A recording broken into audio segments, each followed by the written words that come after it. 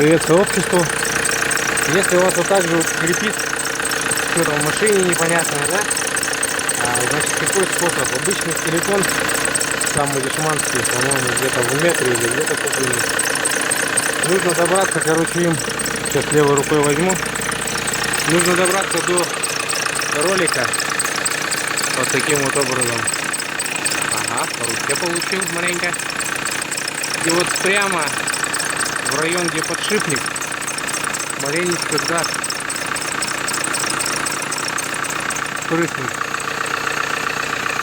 Слышим тишину. Силиконовая смазка, она говенная, по сути.